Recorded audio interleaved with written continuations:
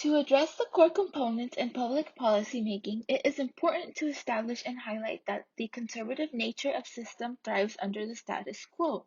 Examples of this are vetoes, separation of powers, and other factors that uphold the systems in place. A system with biased policy change will not be moderate, and these biases oppress forces for change or are kept at a small scale until they are overpowered. Systems in place generate change characterized by stability, but when a crisis happens, there is a dramatic shift and the forces that are oppressed will be overcome. Baumgartner and Jones analyzed U.S. policy making cases and they found the following issues. Policy making makes leaps and has periods of stasis as issues emerge and disappear from the public agenda. American political institutions stress the tendency towards punctuated equilibrium. And 3. Policy images play a critical role in expanding issues beyond the control of the specialties and special interests that occupied what was coined policy monopolies. Newcomers to the game are those that want and demand change. Typically, they overwhelm those in power. When institutions separate, it reinforces conservatism, but it can also wash away subsystems. Mobilization has a lasting impact. The authors found that mobilization is oftentimes required for change.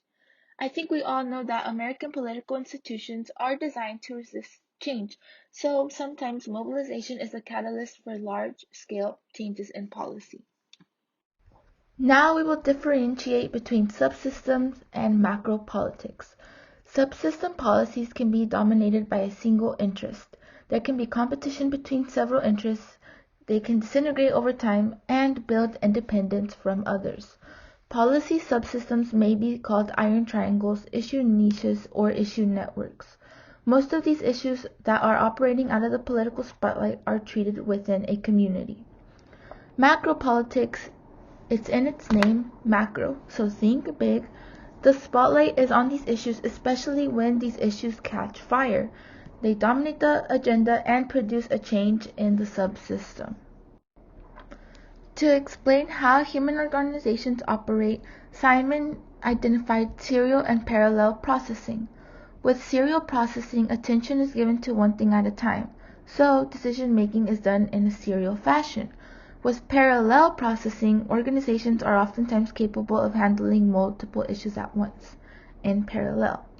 Political systems and humans can't consider all the issues that they face at the highest level. Therefore, policy subsystems are viewed as the tool that lets the political system engage in parallel processing. PET, as I have said before, has periods of equilibrium, stasis, when an issue is captured by a subsystem, and periods of disequilibrium, when an issue is forced on the macro political agenda, so think large scale. When positive feedback happens, change causes future changes to be amplified. Terms like tipping point, momentum, or bandwagon are used to describe this type of feedback. Negative feedback is characterized by maintaining stability, constant, and no change. Policy images are a combination of empirical data and appealing to emotions. Policy images are used to issue definitions, redefine, and influence serial and parallel processes.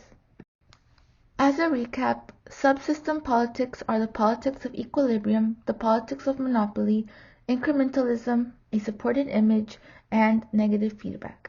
The decision-making is left at the hands of the iron triangles and issue networks of specialists in the subgroup and interested party. Macropolitics are the politics of large-scale change, policy images, manipulation, and positive feedback. To sum it all up, PET is large policy changes with periods of stability.